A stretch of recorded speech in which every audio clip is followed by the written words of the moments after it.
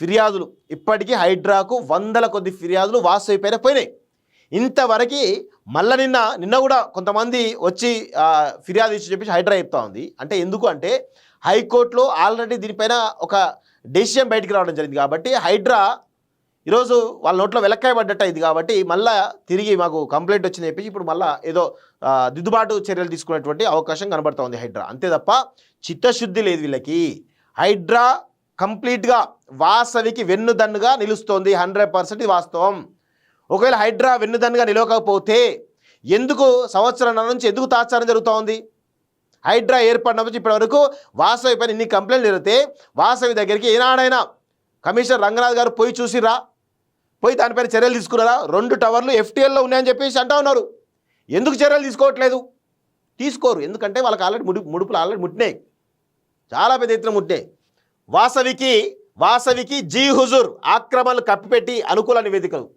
వాసవి వెనకాల ఎవరున్నారు? వాసవికి వెన్నుదన్నుగా ఎవరున్నారు? వాసవికి వెన్నుదన్నుగా హైడ్రా ఉంది. వాసవికి వెన్నుదన్నుగా సీఎం రేవంత్ రెడ్డి ఉన్నాడు. వాసవికి వెన్నుదన్నుగా ఈ రాష్ట్ర ప్రభుత్వం కాంగ్రెసే ఉన్నది.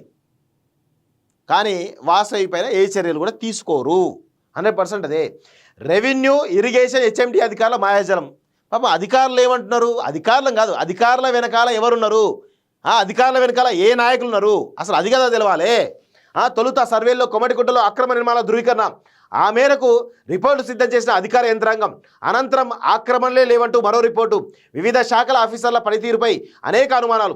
సర్వే రిపోర్టు, రివైజ్డ్ FTL మ్యాప్పై కోర్టులో రీట్ పిటిషన్. మరోసారి జాయింట్ సర్వేకు న్యాయస్థానం ఆదేశం అంటూ చూస్తా ఉన్నాం. వాసవిలో IT సోదాలు. సో ఫిర్యాదులు ఇప్పటికీ హైడ్రాకు వందల కొద్ది ఫిర్యాదులు వాసవి పైన పోయినాయి. ఇంతవరకు మళ్ళీ నిన్న కూడా కొంతమంది వచ్చి ఫిర్యాదు ఇచ్చి చెప్పేసి హైడ్రా చెప్తా ఉంది. అంటే ఎందుకు అంటే హైకోర్టులో ఆల్రెడీ దీనిపైన ఒక డెసిషన్ బయటికి రావడం జరిగింది కాబట్టి హైడ్రా ఈరోజు వాళ్ళ నోట్లో వెలక్కాయబడ్డట్టు అయింది కాబట్టి మళ్ళీ తిరిగి మాకు కంప్లైంట్ వచ్చిందని చెప్పేసి ఇప్పుడు మళ్ళీ ఏదో దిద్దుబాటు చర్యలు తీసుకునేటువంటి అవకాశం కనబడుతూ ఉంది హైడ్రా. అంతే తప్ప చిత్తశుద్ధి లేదు వీళ్ళకి. హైడ్రా కంప్లీట్గా వాసవికి వెన్నుదన్నుగా నిలుస్తోంది. 100% వాస్తవం.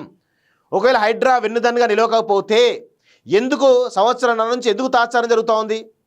హైడ్రా ఏర్పడినప్పుడు ఇప్పటి వరకు వాసవి పైన ఇన్ని కంప్లైంట్లు జరిగితే వాసవి దగ్గరికి ఏనాడైనా కమిషనర్ రంగనాథ్ గారు పోయి చూసిరా, పోయి దానిపైన చర్యలు తీసుకున్నారా? 2 టవర్లు FTLలో ఉన్నాయని చెప్పేసి అంటా ఉన్నారు. ఎందుకు చర్యలు తీసుకోవట్లేదు? తీసుకోరు. ఎందుకంటే వాళ్ళకి ఆల్రెడీ ముడుపులు ఆల్రెడీ ముట్టినాయి, చాలా పెద్ద ఎత్తున ముట్టినాయి. సో మేడ్చల్ మల్కాజ్గిరి జిల్లా బాచుపల్లి మండలం కొమటిగుట్ట చెరువు FTL బఫర్ జోన్లో నిర్మాణాలు చేపట్టినటువంటి వాసవి కన్స్ట్రక్షన్స్ను కాపాడేందుకు అధికార యంత్రాంగం తీవ్రంగా కృషి చేసినట్లు ఆరోపణలు వస్తున్నాయి. ఆక్రమణలు ధృవీకరిస్తూ చేసిన సర్వే రిపోర్టులు, పోలీస్ కేసులను పక్కన పెట్టి ఇప్పుడు అసలు ఆక్రమణలే లేవంటూ నివేదికలు ఇవ్వడంపై విమర్శలు వస్తున్నాయి. వాసవి అర్బన్ పేరిట వాసవి నిర్మాణ సంస్థ చేపట్టినటువంటి అక్రమ నిర్మాణాలపై రెవెన్యూ, ఇరిగేషన్, HMD అధికారుల జాయింట్ సర్వే మాయాజాలంపై ప్రత్యేక కథనం అంటూ చూస్తాం. ఫిర్యాదులతో వెలుగులోకి ఆక్రమణలు అంటూ చూస్తాం. సో వాసవి అనేటువంటి దుర్మార్గుణ్ణి అసలు వదిలిపెట్టే పెట్టద్దు. ఎందుకంటే చాలా చాలా చాలా చాలా చాలా పెద్ద ఎత్తున ఆక్రమణలు చేసిండనే. ఇగో చూడండి, వాసవి కన్స్ట్రక్షన్ కొనుగోలు చేసింది. ఇందులో 2 సెల్లార్లు, ఒక స్టిల్తో పాటు 23 అంతస్తుల భవనాలను 12 బ్లాకుల్లో నిర్మించడానికి అనుమతి తీసుకున్నది. అదేవిధంగా 2 సెల్లార్లు, G+4 అంతస్తుల 3 క్లబ్ హౌస్ల నిర్మాణాలకు సైతం పర్మిషన్స్ పొందింది. క్లబ్ హౌస్ అయితే కొమటిగుంట చెరువు FTL బఫర్ జోన్లను ఆక్రమించి వాసవి కన్స్ట్రక్షన్ నిర్మాణాలు చేపడుతున్నదని వచ్చిన ఫిర్యాదుతో 2022 జూన్లో అప్పటి ఇరిగేషన్ AE సారా సైట్ విజిట్ చేశారు. ఇది ఎప్పుడు?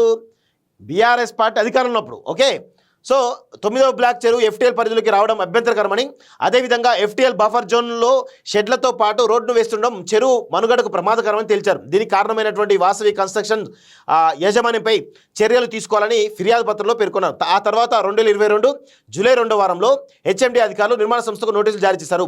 బ్లాక్ నెంబర్ 9 పై అభ్యంతరం చెబుతూ నిర్మాణాలు ఆపాలని 2023 మార్చిలో ఆదేశాలు జారీ చేశారు. సో ఒకటి కాదు, 2 బ్లాకులు, 2 బ్లాకులు అని చెప్పేసి మనం ఆల్రెడీ చెప్పినాం. వాసవిపై 2వ పోలీస్ కేసు ఏదైనా ఏమిది. మరో సర్వే రిపోర్ట్లో సైతం కొమటిగుంట చెరువు FTL బఫర్ జోన్లో వాసవి నిర్మాణ సంస్థ చేపట్టిన అక్రమ నిర్మాణాలపై 2023 సెప్టెంబర్ 3వ వారంలో మరోసారి జాయింట్ ఇన్స్పెక్షన్ నివేదిక తయారు చేశారు. దీని ప్రకారం బ్లాక్ 8, బ్లాక్ 9 చెరువు FTL బఫర్ జోన్ పరిధిలోకి వస్తుందని నిర్ధారించారు. అంతేకాకుండా నిర్మాణ సంస్థ కొన్ని షెడ్యూల్ సైతం చెరువు భూముల్లో నిర్మించినట్లు రిపోర్టులు పేర్కొన్నారు. చెరువు భూముల్లో వాసవి ఇంత పెద్ద నిర్మాణాలు చేస్తూ ఉంటే అది 23లోనే 2023 అంటే వీళ్ళ ప్రభుత్వం రాకముందే ఖరారు అయిపోయింది కదా. ఆ నివేదికలు అన్నీ ఉన్నాయి కదా. ఈ ప్రభుత్వం వచ్చిన తర్వాత హైడ్రా ఏర్పాటు చేసిన తర్వాత హైడ్రా ఏం చేస్తున్నట్టు 1.5 ఇయర్గా హైడ్రా వాసవి పైన ఎందుకు చర్యలు తీసుకోలేదు? వాసవిని ఎందుకు కాపాడుతున్నది? ఈ రాష్ట్ర ప్రభుత్వం వాసవిని ఎందుకు కాపాడుతున్నది అంటే వాళ్ళు ఇచ్చేటువంటి ముడుపులకు వీళ్ళంతా కూడా లొంగిపోయినరు. చూడండి, కొమటికుంట FTL బఫర్ జోన్లో వాసవి కన్స్ట్రక్షన్స్ నిర్మాణాలు చేస్తున్న 2 సార్లు ధృవీకరించినప్పటికీ అనంతరం 2023 డిసెంబర్ 21 నిర్మాణ సంస్థకు అనుకూలంగా అధికార యంత్రాంగం మరొక నివేదికను తయారు చేసినట్లు ఆరోపణలు వస్తున్నాయి. ఆర్వి అసోసియేట్స్ కొమటికుంట చెరువు FTL బఫర్ జోన్లో తప్పుగా చూపిస్తూ మ్యాప్లో రూపొందించిందని, సర్వే నెంబర్ 127కు బదులుగా 128గా చూపించిందని 2023 నవంబర్ 2వ తేదీ చేపట్టిన సర్వే ప్రకారం కొమటికుంట చెరువు విస్తీర్ణం 7 ఎకరాలకు పైగా ఉంటుందని అప్పటి కలెక్టర్ గౌతమ్ HMD అధికారులకు నివేదిక అందజేశారు. దీని ప్రకారం కొమటికుంట చెరువులో 8-9 బ్లాక్లు నిర్మిస్తున్నట్లు గతంలో రూపొందించిన రిపోర్టుకు వ్యతిరేకంగా నూతనంగా చేసిన సర్వే ప్రకారం సదరు నిర్మాణాలు అసలు కొమటికుంట చెరువు FTL బఫర్ జోన్ పరిధిలోకి రావని 2024 జూలై 4వ వారంలో తేల్చినట్టు సమాచారం. కొమటికుంట నూతనంగా చేసిన సర్వే ప్రకారం సదరు నిర్మాణాలు అసలు కొమటికుంట చెరువు FTL బఫర్ జోన్ పరిధిలోకి రావని 2024 జూలై 4వ తేల్చినట్టు తెలుస్తోంది. ఇది ఎప్పుడు గతంలో బీఆర్ఎస్ హయాంలో కొంత జరిగింది. ఇక కాంగ్రెస్ ప్రభుత్వం వచ్చిన తర్వాత 2024 జూలైలో గత సంవత్సరంలో ఏ విధంగా ఉందో అర్థం చేసుకోండి. ఇక వాళ్ళే డైరెక్ట్ అనుమతులు ఇచ్చేసారు. మొత్తంగా పోలీస్ కేసులు, నోటీసులు, సర్వేలు, జాయింట్ ఇన్స్పెక్షన్లు ఎన్ని చేసినా ఆఖరికి అధికార యంత్రాంగం వాస్తవికి జూహిజుర్ అంటూ అనుకూలంగా రిపోర్ట్ ఇవ్వడంపై తీవ్ర విమర్శలు వస్తున్నాయి. సో దీని వెనకాల ఎవరున్నారు? 100% వీళ్ళే. ఎవరు? కాంగ్రెస్ ప్రభుత్వం ఉంటుంది, హైడ్రానే ఉంటుంది. అందరికి కూడా గుర్తుపెట్టుకోండి ఇదే. అంతే తప్ప నిజంగా మరి హైడ్రా ఎంక్వైరీ చేయాలి కదా, ఎందుకు చేయట్లేదు?